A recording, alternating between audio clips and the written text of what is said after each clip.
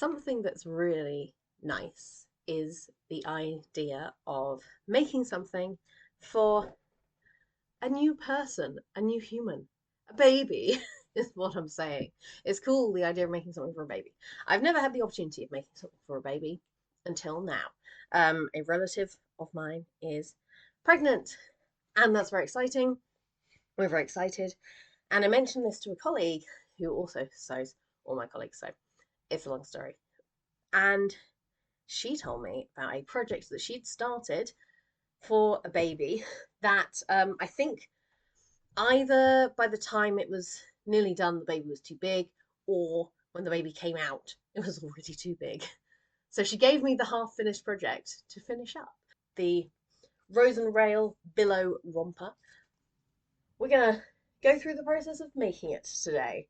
I'm talking to you in the future where I've got it made. So if you had any worries or, a false sense of peril about whether or not I'd achieve it, I just wanted to calm that down right now. It's finished. It's okay. So let's get into it. Different angle today. We'll see how it works. I might need to zoom in a little bit. Let's go for that. In here are my current projects I'm working on. It looks horrible, and that's because it is. And that's why it's under the desk. I've got a knitting project that I'm currently working on. A very exciting project. And the cut out bits of said project. Oh god. More knitting. Aha! This is what I'm looking for. Let's put the rest back and we'll take a look. So I'm going to attempt to finish it off today. I can't remember what size it was cut out to, but it is tiny little size. Look at that. Absolutely tiny. Look. That's an armhole. So we've got the top bodice lined and sewn together like this. Beautifully cut out pattern pieces. Much better than I ever do it. Well done, Sarah. This is the snap placket, okay?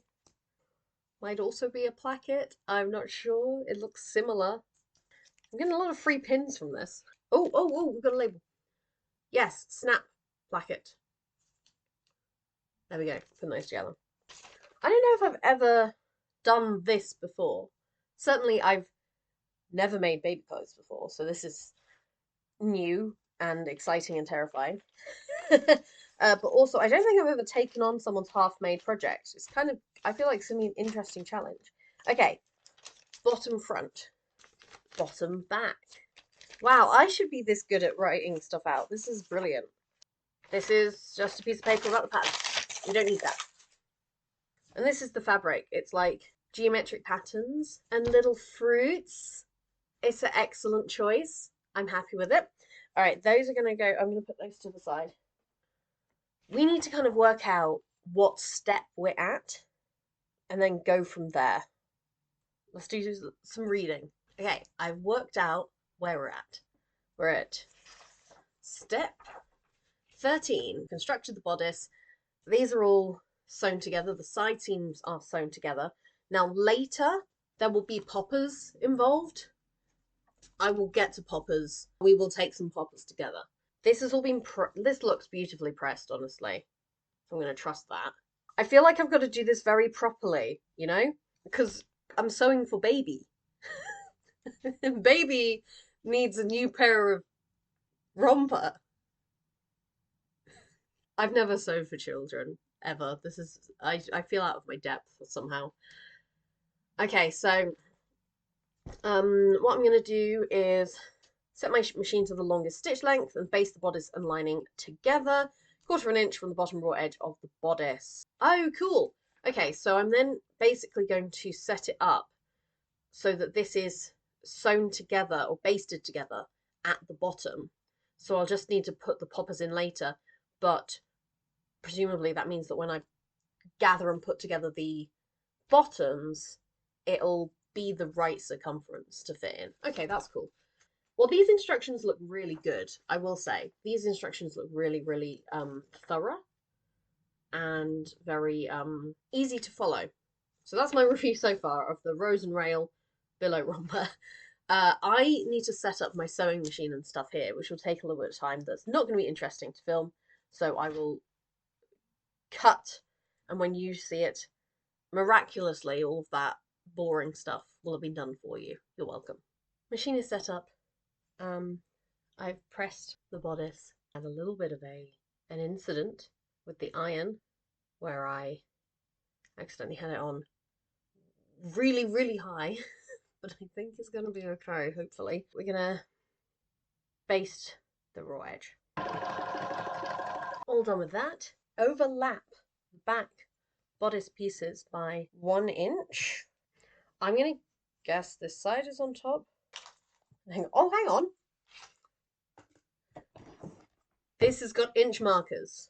Bloody hell. All right. Yes. There we go. 1 inch. Perfect. Perfect. Perfect. I don't know why I'm so nervous about this whole setup. I feel like I really want to get it right. I think that's what it is. Next, we have the legs. So I had to just go check what the seam allowance was. And I decided to mark it with masking tape on my machine, which I don't think I've ever done, but I see it a lot, and so I thought I'll give it a go. You need to remember to put your stitch length back from when you're basting. Very important. So I'm going to put mine back to 2. And then we're going to sew down the legs. I did the side seams, and then I also finished them with a zigzag. The instructions said I could serge it or do a zigzag stitch. I opted for zigzag. I do have an overlocker, but I have not used it in quite a long time, and I'd quite like to get moving on this. So zigzag is perfectly acceptable as an option for everyone, even if you also have a serger. I've now called it with a serger and an overlocker, so I can make everybody mad. Next step is to make the gathering stitches to be able to gather this into the size of the bodice. I hate doing gathering stitches.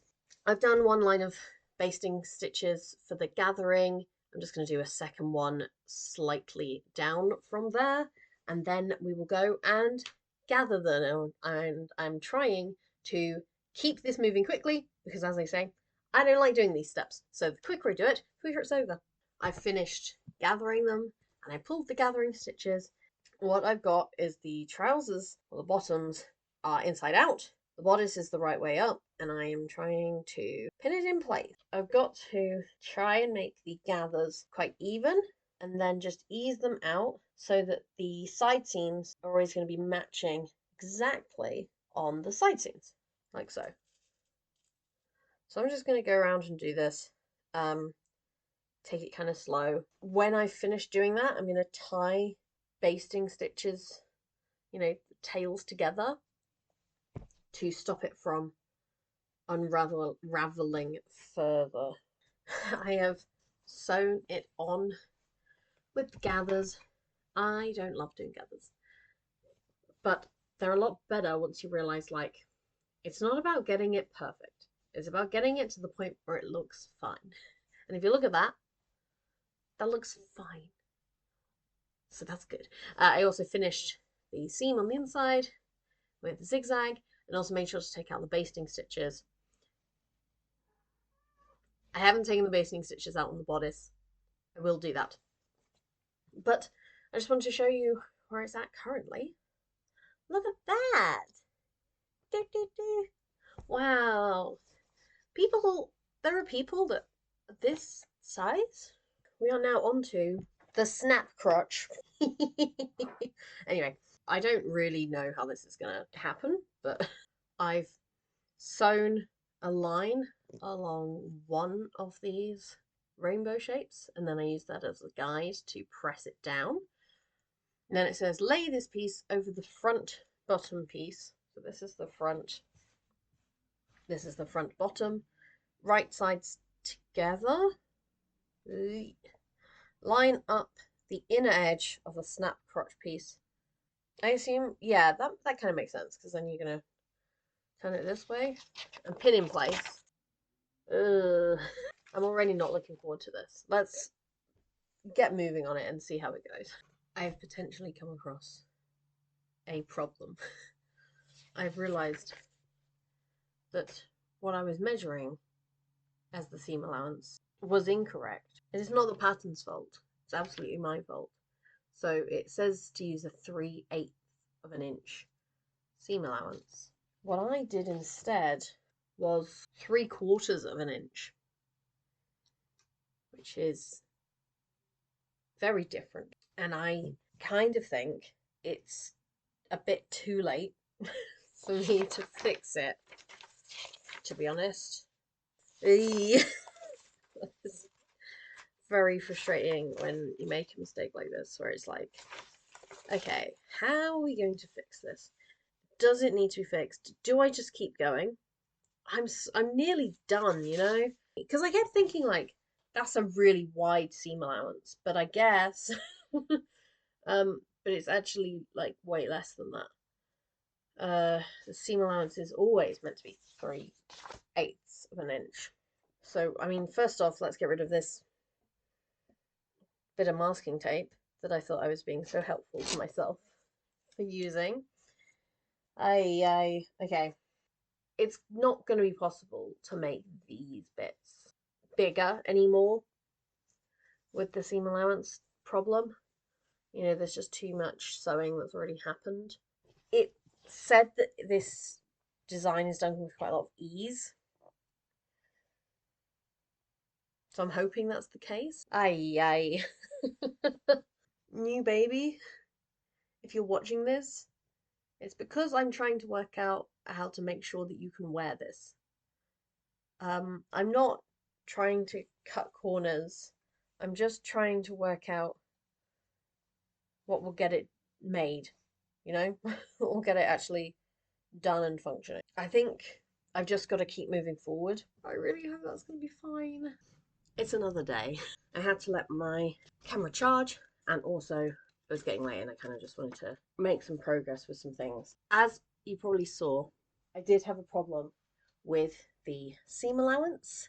Having done it wrong, I think I'm mostly gonna stick with what it is. I've sorted the snap placket and I put snaps on. Look, I put poppers on.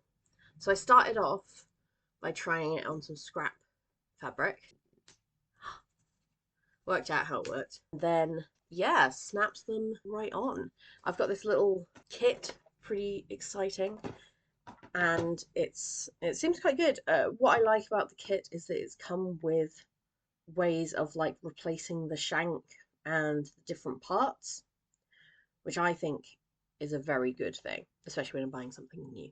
And then it also came with an absolute metric ton of snaps in all the colours of the rainbow, and some that are hard to identify within the rainbow. What is that? Sludge green. The cats are in a bit of a mood today because they got into their treats overnight and ate so many of them I can't even tell you. Anyway, I did these snappers at the crotch, I guess, and they worked great.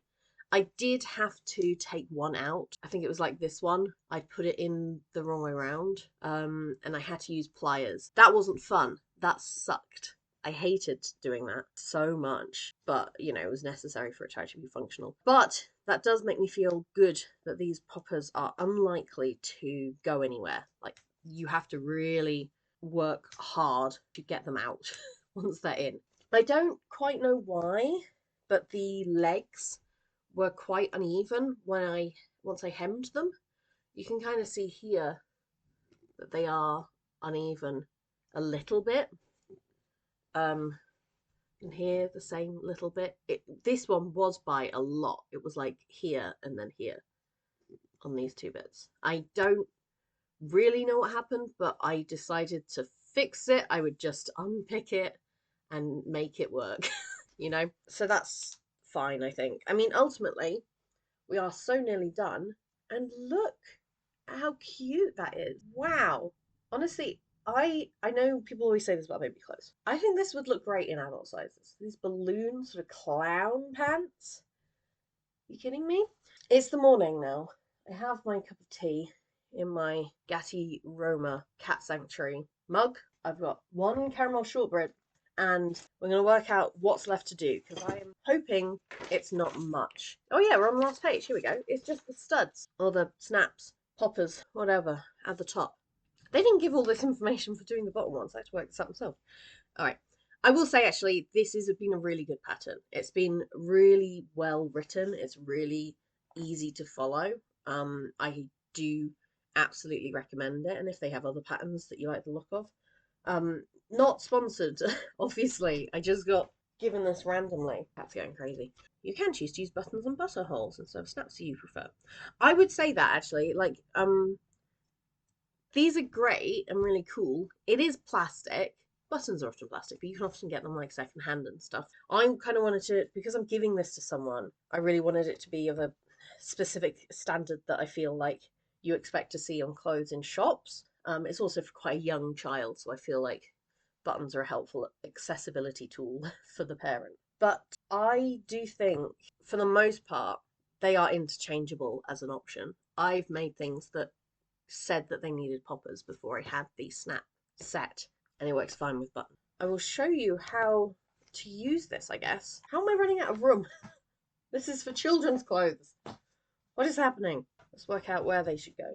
So I've pinned the areas that I think the snaps should go, but I want to make sure that they're all the same distance from the edge, right? So what I'm going to do is, you can just use a ruler. This is me being extra, but I have this quite cool, what do they call it? Seam guide, and it's really cute, and it has all these different markings for different lengths and stuff. So I'm just going to use this 1.5 centimeter marker, and a mark, honestly, with pen. You're not going to see it. And then it'll be time for snaps. So we have them marked, and I've taken the pin off the top one. So I'm not going to tell you like literally everything you need to do this, because like if you have them, you'll have the instructions. But I'm just going to kind of show you the idea. So you're going to poke a hole through with the awl, making sure it goes through all of it. See? I think that you want it with the outy bit on this side. I think you want that bit out. I'm now doubting myself, actually. Hang on. Yeah, I think you want to pop into it. And that's what I'm going to do. I'm just going to keep it consistent. So when you are ready with it, you pop it into here and then squish it down. And the pointy bit of the pin, see, it's pointy, gets squished down into the other disc. And that's how it stays in place, basically. So it's kind of not dissimilar to an eyelet in concept. It's just a bit simpler because they're plastic, so it takes less force to push it in place. All right, that's that one done. This bit, and then put the disc in. Pop them both in here. Squeeze it. Yeah. Popper number one done. Wonderful. Okay, we've done the snap on the romper. I feel good about this. It definitely helped that I didn't have to do the bodice, so that was already done for me and all lined. So thank you to my colleague for that. I'm going to give this to the parents of said baby at their baby shower. And yeah, I hope they like it. I mean, I hope that it'll fit the baby at some point. But if it doesn't, I suppose, you know, such is life. I honestly don't know if this is big or small, or it looks small. This looks like a small child, but I don't know. We'll see, I guess. So I guess we'll just go to the wrap up. Thank you for watching. This was extremely fun and very cute and didn't take that long at all. So that's wonderful. And hopefully little baby will get somewhere out of this, or at least hopefully the parents will get a kick out of it. So that would be nice. God, baby clothes are so small. Weird. I'm going to pack away the paper bits and kind of let you know my thoughts. I don't imagine really I'm going to make this again, but It seems a shame to waste such well cut out pieces, so I'm gonna keep hold of them for now. This is a comic book envelope. You see these here. This is all done in the internet favourite method of storing fabric, which is using comic book boards. And I love it. I think it looks great. I've never had all my fabric in one place. When I bought the comic book boards, of course, they came with comic book envelopes because that's why you buy them normally. I didn't know what to do with them for a while, but I realised it's perfect for putting all your pattern pieces in one place. They're good for the, yeah, little envelopes. This is maybe a little big, but we can make it work. I fold it like this. Ta-da! So that was that. This was a good pattern. I enjoyed it. Apparently it goes up to like a couple of years in age, so that's kind of cool. I learned how to use snaps for the first time. That's fun. I vastly forgot the difference between 3/8 and 3/4. Doubly different, which is bad. Hopefully, it won't have made too much of a horrible difference. We'll see. Anyway, thank you so much for watching. If you enjoyed this, feel free to like and subscribe. I upload regularly. We do mending here, we do making. If it's a textile craft, I'll probably get involved with it at some point on this channel. So thank you so much for watching, and I hope you have a good day.